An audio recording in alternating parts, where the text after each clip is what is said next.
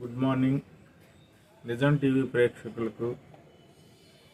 ఈరోజు ఆంధ్రప్రదేశ్లో జరుగుతున్నటువంటి ఈ వ్యవస్థలో కొన్ని లోపాలు జరుగుతున్నాయి.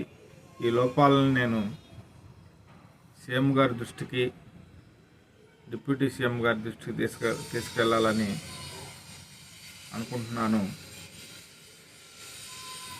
ఎందుకంటే పోలీస్ స్టేషన్లో కానీ, గవర్నమెంట్ ఆఫీసుల్లో కానీ, ఎక్కడైనా సరే సామాన్యుడికి ఒక న్యాయం.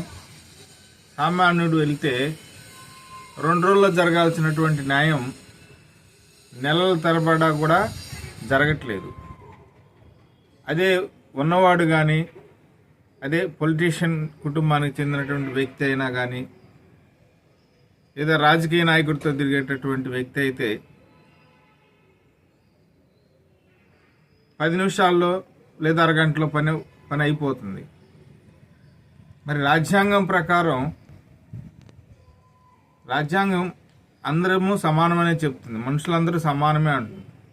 మరి ఉన్నవాడికి ఒక న్యాయం, లేనివాడికి ఒక న్యాయం ఎందుకు సార్? నేను పోయిన గవర్నమెంట్లో పోరాడినా నాకు న్యాయం జరగలేదు. ఈ కూటమి ప్రభుత్వం దృష్టికి నేను కొన్ని విషయాలు తేదలుచుకున్నాను. పోయిన గవర్నమెంట్లో నాకు జరిగినటువంటి అన్యాయాన్ని ఎన్ని పోలీస్ స్టేషన్లు తిరిగినా, ఐజీ గారిని కలిసినా, ఎవరిని కలిసినా కూడా, గవర్నమెంట్లో ఉన్నటువంటి పై అధికారులను కలిసినా కూడా నాకు న్యాయం జరగలేదు. మరి ఈ కూటమి ప్రభుత్వంలో న్యాయం జరుగుతుందని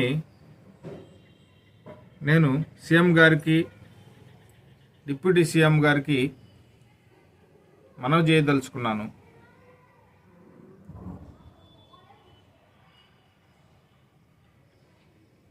నేను చిలకలూరుపేటలో లాస్ట్ మంత్ 24వ తారీఖు ఎఫ్ఐఆర్ ఫైల్ చేశారు, నా మీద దాడి జరిగిందని. ఈ రోజు వరకు కూడా వాళ్ళ పేర్ల మీద ఎఫ్ఐఆర్ అయితే రాశారు, కానీ మరి వాళ్ళ యొక్క అడ్రస్ కానీ, వాళ్ళని పిలవటం కానీ, వాళ్ళ అడ్రస్ తీసుకోవటం కానీ ఏమీ చేయలేదు.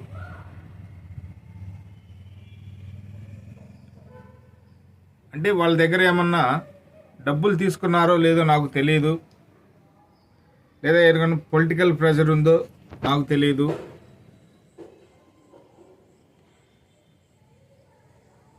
పోయిన గవర్నమెంట్లో జరిగినటువంటి అన్యాయాన్ని కూటమి ప్రభుత్వం చేయదన్నటువంటి నమ్మకంతో నేను ఈ వీడియోని చేస్తున్నాను సార్.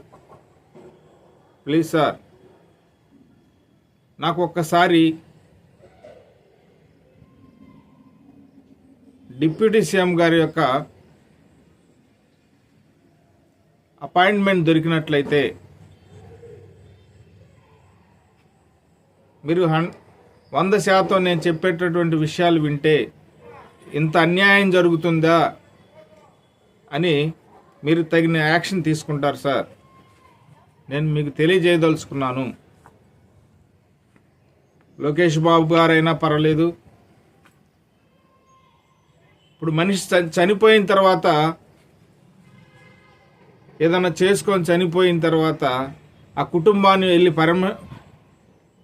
కలిసి ఓదార్చడం కంటే బతికున్నప్పుడు అతని యొక్క విషయాలని మీరు తెలుసుకోండి సార్. ఇవాళ ఆంధ్రప్రదేశ్లో జరుగుతుంది ఏంటంటే, ఏ కుటుంబంలోనన్నా అన్యాయం జరిగి వాళ్ళు చనిపోయిన తర్వాత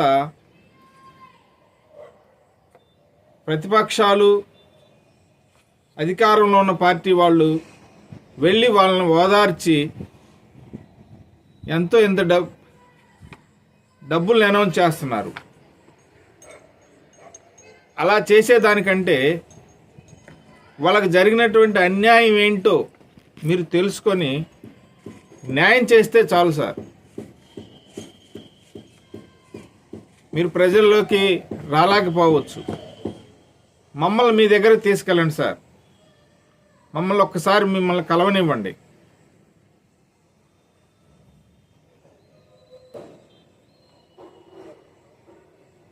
మాకు జరిగినటువంటి అన్యాయం నేను చెప్తాను.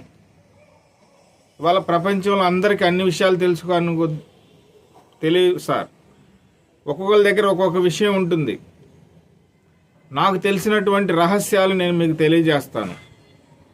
జరుగుతున్నటువంటి దోపిడీలు మీకు తెలియజేస్తాను. నా కుటుంబానికి జరిగినటువంటి అన్యాయాన్ని మీకు తెలియజేస్తాను. లేదు,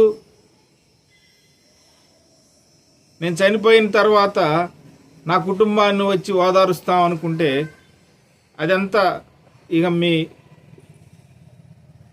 విఘ్నతకే వదిలేస్తున్నాను సార్. ఎందుకంటే నేను చాలా పోరాడాను.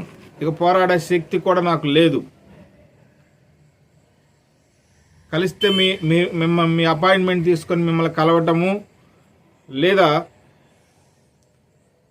ఏదో ఒకటి చేసుకోవటం నా కుటుంబం మేము. అంతకుమించి వేరే మార్గం లేదు.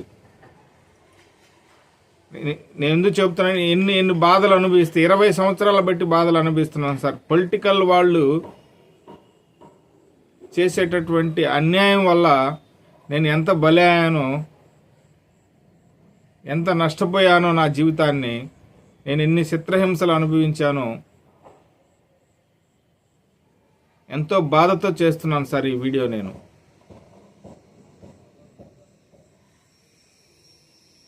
నన్ను ఒక్కసారి అర్థం చేసుకోండి సార్. మీరు మీ అపాయింట్మెంట్ నాకు ఇవ్వండి.